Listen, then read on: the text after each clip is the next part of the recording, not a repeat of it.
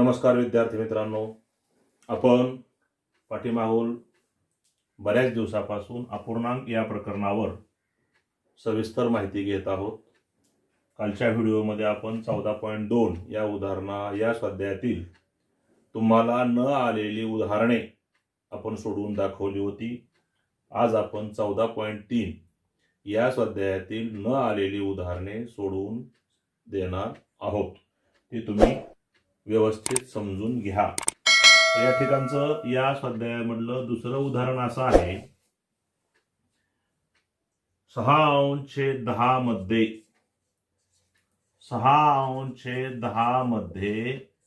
6/10 किती वेळा मिळवावे?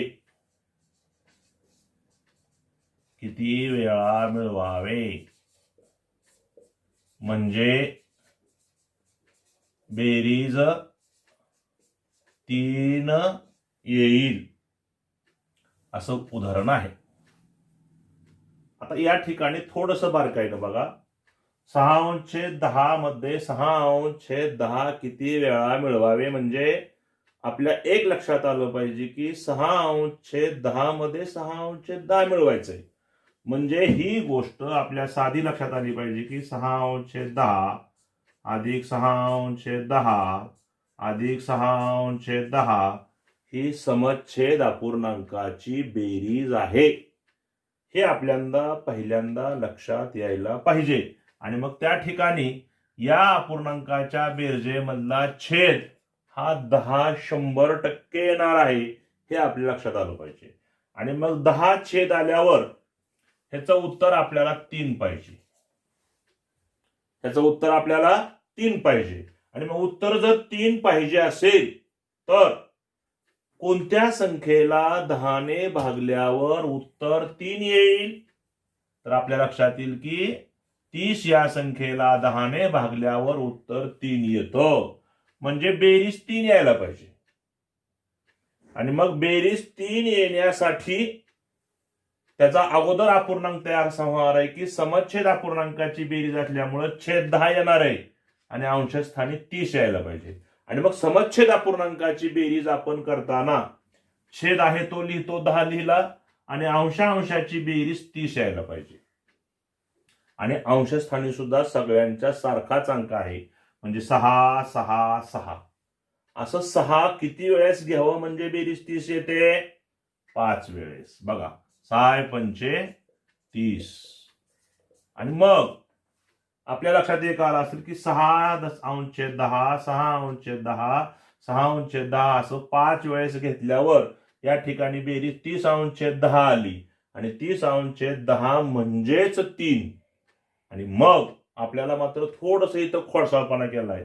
6/10 मध्ये 6/10 किती वेळा मिळवावं म्हणजे आपल्याकडे अगोदर 1 वेळेस आहे. मग आता किती वेळेस मिळवायचे? अजून 4 वेळेस. म्हणून ह्याचं उत्तर येतंय 4 वेळेस. हे लक्षात ठेवा. आणि लक्षात आता ह्याच्यामधली तुम्हाला मी आयडिया सांगतो. हे गणित कसं करायचं? 6/10 मध्ये 6/10 किती वेळा मिळवावे म्हणजे बेरीज 3 येईल. हे 6/10 या उत्तराचा आणि छेदाचा गुणाकार करायचा. 10 गुणिले 3 मारल्या मात करता येते. त्याच्यामधून एकदा आपल्याकडे 6 आहे म्हणून 6 वजा करायचं. उत्तर आलं 24. आणि ह्या 24 ला परत 6 न भागायचं. बघा 24 ला परत 6 ने भागायचंय म्हणजे उत्तर येतंय 6×4 = 24. बघा हे फार महत्वाचं. हे काय केलं मी इथं परत एकदा सांगतो. हे तुम्हाला सगळ्याला कळलं पाहिजे. ही तर पद्धत झाली. पण परीक्षेमध्ये करताना कमी वेळामध्ये करताना आपल्याला हे लक्षात आलं पाहिजे की या उत्तराचा आणि दिलेल्या अपूर्णांकाच्या छेदाचा गुणाकार करायचा आणि त्याच्यामधून अंश वजा करायचा आणि आलेल्या वजाबाकीला परत अंशानेच भागायचं. अशी युक्ती आपल्याला करता आली पाहिजे. हे नीट लक्षात असू द्या. आता पुढचं दुसरं उदाहरण हे आपल्याला पुढचं जे उदाहरण विचारलंय मुलींनी ते सुद्धा असंच आहे. 6/18 मध्ये किती उदाहरण आहे? तिसरं 6/18 मध्ये 6/18 किती वेळा मिळवावं, म्हणजे बेरीज इथं सुद्धा 3च. आणि आता ह्याच्या पूर्वी जे आपण उदाहरण पाहिलं होतं हे 2017च्या परीक्षेमध्ये येऊन गेलेलं आहे. आणि आता हे उदाहरण 2018च्या परीक्षेमध्ये आलेलं आहे. म्हणजे तुमच्या लक्षात एक आलं पाहिजे की जर वर्षीच्या परीक्षेला असं एक उदाहरण 100% येतच. म्हणून ही 2 मार्क आपल्या हातामध्ये आहेत आणि तोंडी आणि कमी वेळामध्ये आपल्याला ही उदाहरणं करता येतात. आणि मग हे सुद्धा असंच आहे बघा, 6/18 मध्ये 6/18 म्हणजे ही समच्छेद अपूर्णांकाची बेरीज आहे. म्हणजे ह्याच्यात छेद 18च येणार आहे, हे तुमच्या लक्षात आलं पाहिजे. आणि मग उत्तर 3 कुठल्या संख्येला 18ने भागल्यावर उत्तर 3 येतं? 54ला. 18 त्रिक 54. आणि 54 येण्यासाठी ही 6/18 6/18 6/18 6/9 म्हणजे 6/18 6/18 किती वेळा घ्यावा लागेल? 9 वेळेस. हे लक्षात ठेवा. बघा आता किती वेळेस झाले? 1 2 3 4 5 6 7 हे 8 आणि हे 9 वेळेस. म्हणजे इथं छेद समान असल्यामुळे 18 छेद लिहिला. आणि 6 1 6 6 2 12 6 3 18 6 4 24 6 5 30 6 6 36 6 7 42 6 8 48 6 9 54. असं एवढं प्रत्येक वेळेस रीत करण्यापेक्षा तुम्हाला मी आता सांगितलं की आहे तो अपूर्णांक लिहून घ्या. हे 6/18 येणारं उत्तर, या दोघाचा करा गुणाकार, 18 त्रिक 54 वजा अंश करा. का अंश वजा करायचा असेल तर आपल्याकडे एकदा दिलेलं होतं म्हणून अंश वजा करायचा आहे. म्हणजे आलं उत्तर 48. आणि 48ला परत याच अंशाने भागा, 48 भागिले 6 म्हणजे उत्तर येतं आणखीन 8 वेळेस. आणखीन 8 वेळेस 6/18 घेतल्यावर उत्तर 3 येईल. पद्धत कळली, युक्ती कळली. नीट लक्षात घ्या, पद्धत आणि युक्ती आपल्याला दोन्ही कळलं पाहिजे. पद्धत तर निश्चित कळलीच पाहिजे, पण कमी वेळामध्ये येण्यासाठी आपल्याला परीक्षेमध्ये वेळ वाचवायचा असतो. हे रीत किंवा टॅक्ट त्याला म्हणतात, युक्ती म्हणतात, क्लुप्ती म्हणतात, ते आपल्याला आलीच पाहिजे. हे लक्षात असू द्या. यानंतरचं पुढचं उदाहरण असंच आहे. 3/7 मध्ये 3/7 ची दुप्पट. हे उदाहरण 7वं आहे. 3/7 मध्ये थोडी भाषा बदलली आहे. 3/7 ची दुप्पट किती वेळेस मिळवावी? म्हणजे बेरीज इथं पण उत्तर 3च आहे बघा. म्हणजे आता इथं पहिल्यांदा आपल्याला 3/7 ची दुप्पट करणे म्हणजे त्या संख्येला 2 ने गुणणे, 2/1. आणि मग आपण अपूर्णांकाचा गुणाकार शिकलेलो आहोत. अंशाचा गुणाकार अंशस्थानी, छेदाचा गुणाकार छेदस्थानी. इथं सुद्धा पुन्हा तेच आहे. 3/7 मध्ये 6/7 किती वेळा मिळवावं म्हणजे उत्तर किती आलं पाहिजे? 3. ही लक्षात घ्या. आता एक लक्षात घ्या, ही सुद्धा समच्छेद अपूर्णांकाची बेरीज आहे. इथं सुद्धा छेद 7च येणार आहे उत्तरात.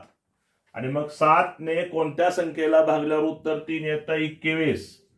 आणि 21 येण्यासाठी आपल्याकडं 3/7 एकदा आहे.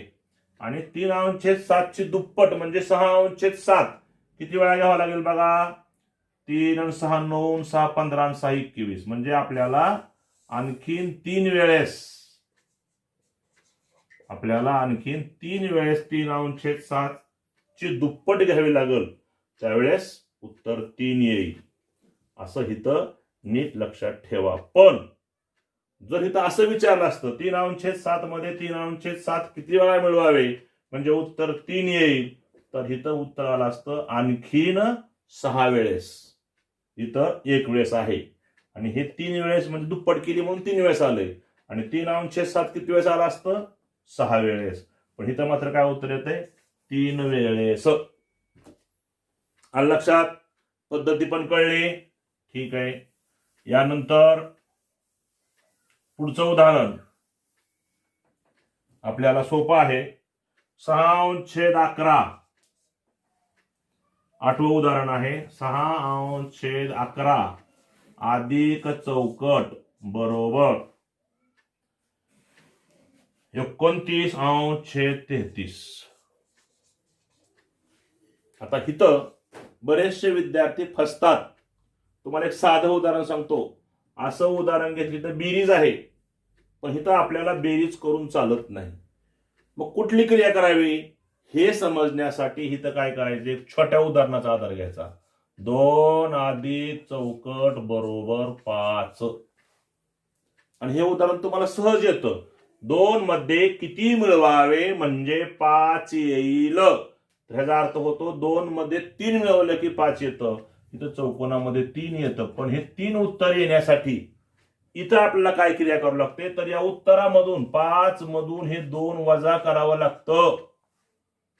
या उत्तरामधून ही दिलेली संख्या वजा करावी लागते, म्हणजे हे उत्तर येतं. म्हणून इथं सुद्धा आपण काय करूया, वजाबाकी करूया.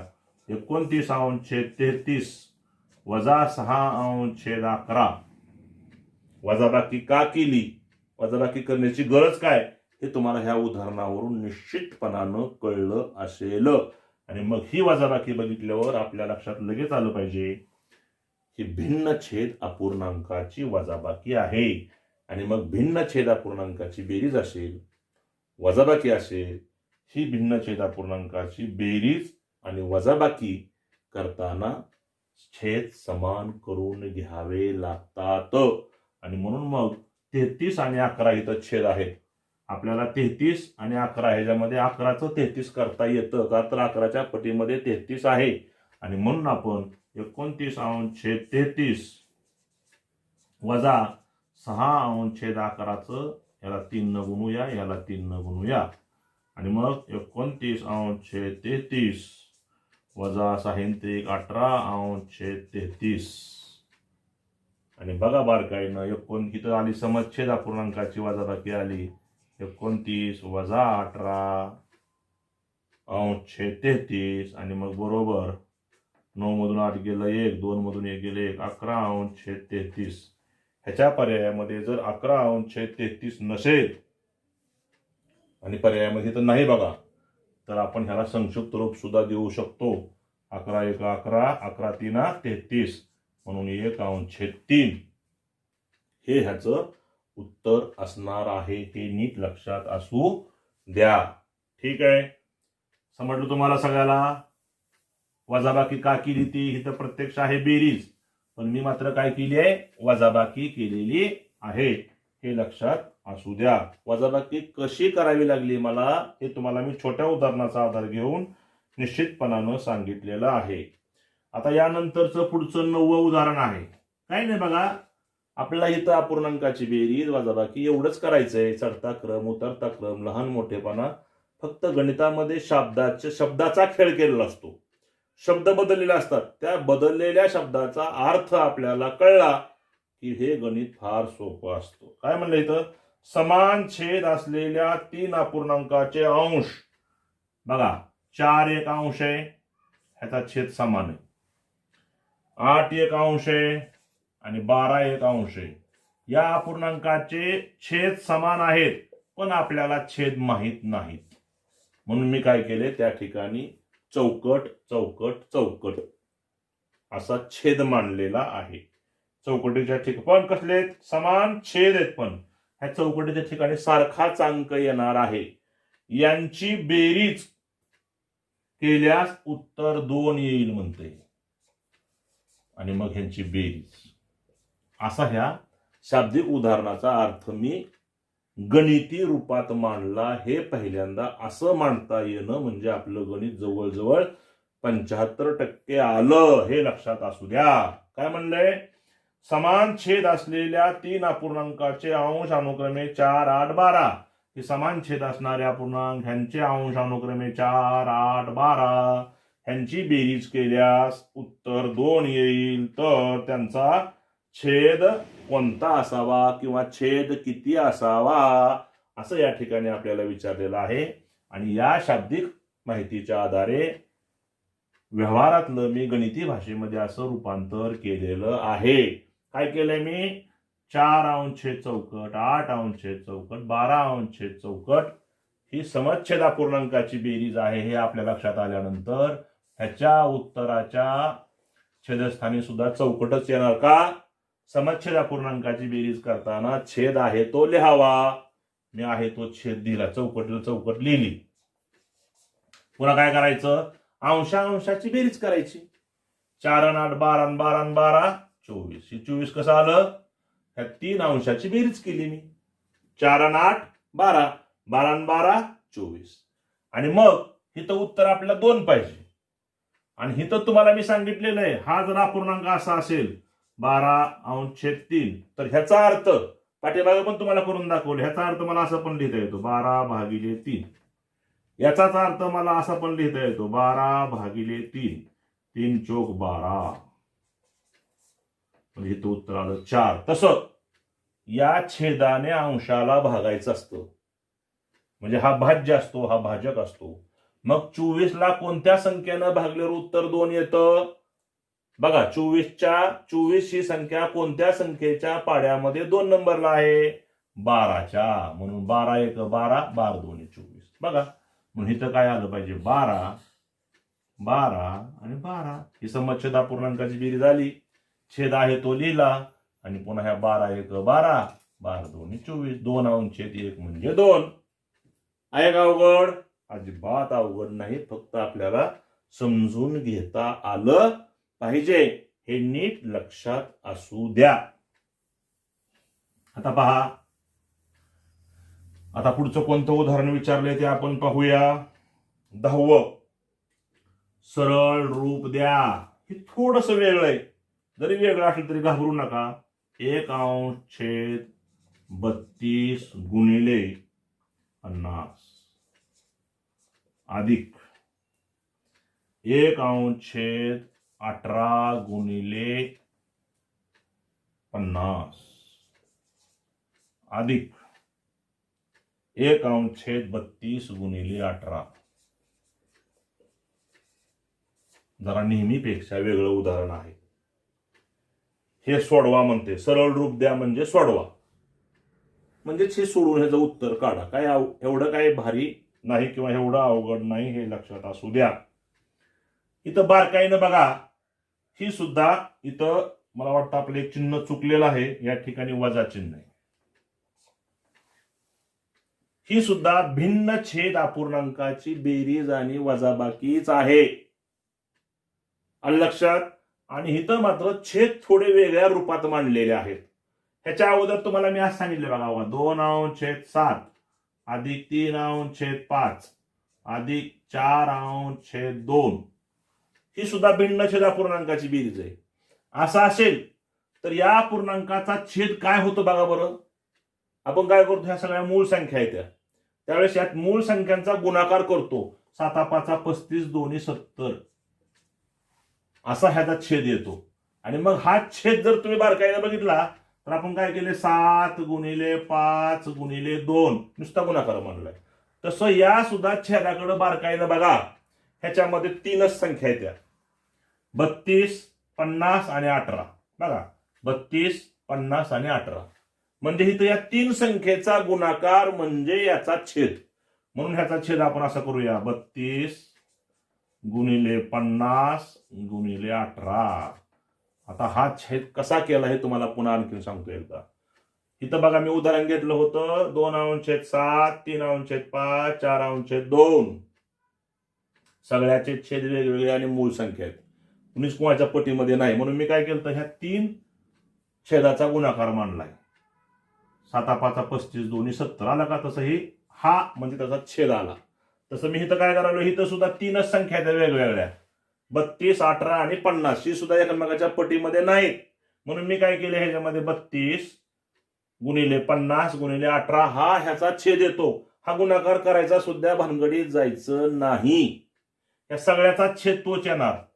32 गुणिले 18 गुणिले 50, 32 गुणिले 18 गुणिले 50 हा सगळ्याचा छेद येणार.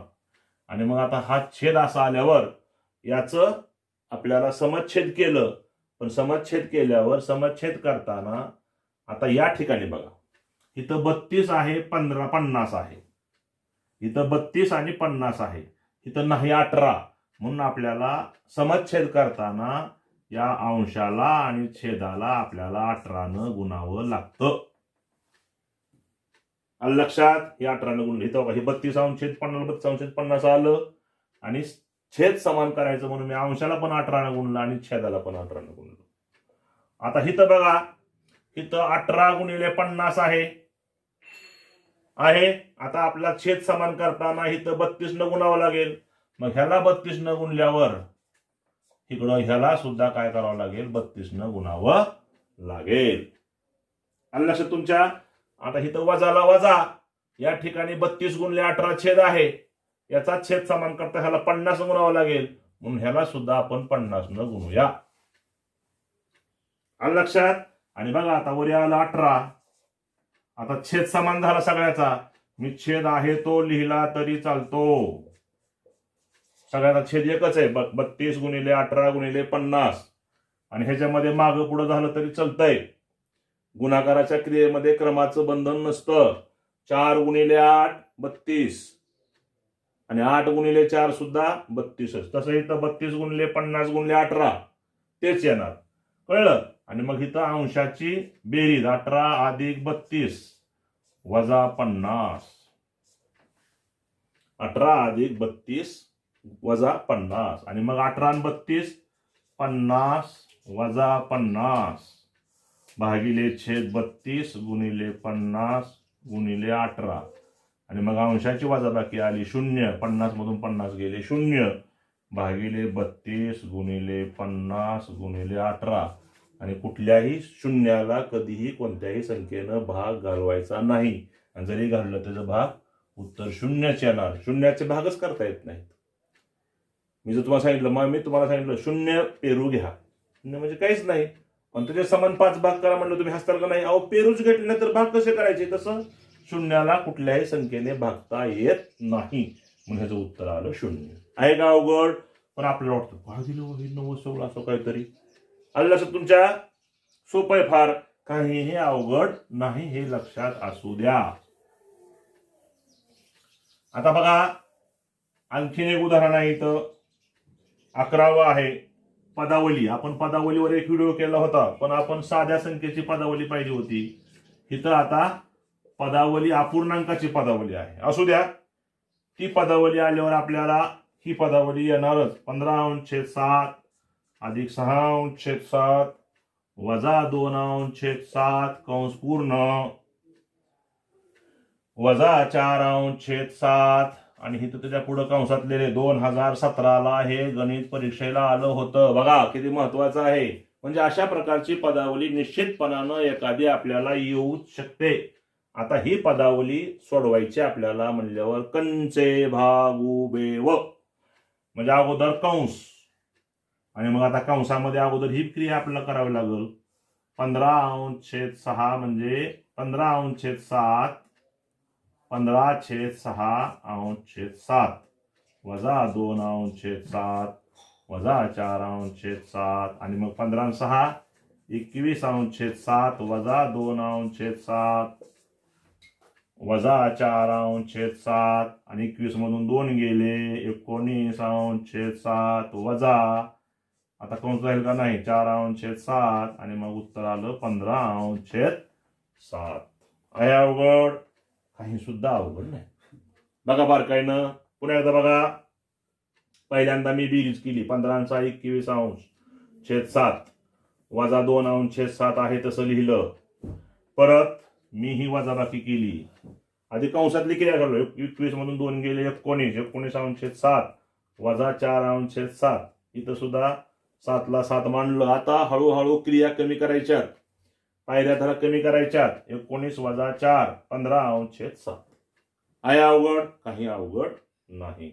आणि आता अजून एक उदाहरण या ठिकाणी आपल्याला थोडंसं मुलींनी मला नंतर विचारलं होतं. आता तुमचा व्हिडिओ सुरू म्हणजे तयार करण्याच्या पूर्वी मला एक असं उदाहरण विचारलं होतं की 3/5 किती उदाहरण आहे बघा, हे 5वं उदाहरण आहे. 3/5, 4/7, 1/2 आणि 3/11 या अपूर्णांकातील पुढील अपूर्णांकातील सर्वात लहान व सर्वात मोठ्या अपूर्णांकाची बेरीज. तिथं सगळ्यांची बेरीज करायची आपल्याला, पण अगोदर काय सगळ्याची बेरीज नाही, सगळ्यांचं छेद भिन्न आहेत. त्यामुळे ह्यातला लहान मोठेपणा अगोदर काढायचा. सगळ्यात लहान कोण आणि सगळ्यात मोठा कोण. तर बघा आता हे छेद समान करूया आपण. इथं बघासारखंच आहे. 5 2 7 35, 35 2 70, 70 गुणिले 11 सगळ्या मूळ संख्या आहेत, त्यामुळे मी ह्याचा गुणाकार करायलोय. 5 गुणिले 7 35, 35 2 70, 70 गुणिले 11 0 ठेवून 77, म्हणजे ह्याचा गुणाकार येतो 770. आणि मग 3/5 ला 770 छेद करायचा असेल तर 770 ला 5 न भागायचं. 5 1 5, 5 चोक 20. बघा 770 ला 5 न भागायचंय. 5 1 5, खाली उरले 2, 5 5 25 येतंय, खाली उरून 5 चोक 20, 154. 154 परत येतं बघा. 5 1 5, खाली उरले 2, 5 5 25, 5 चोक 20. नंतर दुसरा अपूर्णांक आहे 4/7. आता 770 ला 7 न लागल्यावर 110 उत्तर येते, म्हणून 110 गुणिले 110. 1/2 ह्याला 2 ला 770 भागिले 2 ह्याला 335 गुणिले 335. आणि इथं 3/11, 11ला 70 न गुणावं लागतं, म्हणून ह्याला 70 न गुणल्यावर 770 येतंय. आणि मग बघा 3 8 8, 3 चोक 12, हातच्या आला 1, 3 5 15 आणि 1 16, हातच्या आला 1, 3 1 3 आणि 1 4, 462 छेद 770, 440 छेद 770, 335 छेद 770 आणि 210 छेद 770. आणि मग तुमच्या लक्षात आलं असेल यापैकी सर्वात मोठा अपूर्णांक कोणता, ज्याचा अंश मोठा तो सगळ्यात मोठा. 462 छेद 70 म्हणजे मोठा. हे कुणाचं रूपांतर आहे, 3/5. आणि सर्वात लहान छेद कुणाचा आला आहे, 210, म्हणजे लहान हा अपूर्णांक आहे 210 छेद 770, 3/11. म्हणजे सर्वात मोठा आला 3/5, सर्वात लहान आला 3/11. आणि ह्याची बेरीज तुम्हाला विचारली आहे.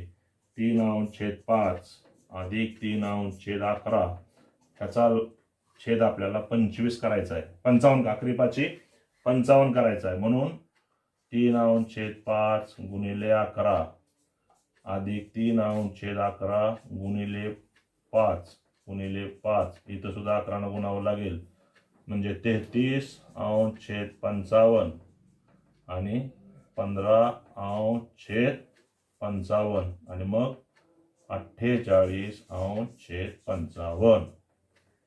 5 आणि 3 8, 4 आणि 1 3 आणि 1 4, असं 48/55 हे ह्याचं उत्तर येतं.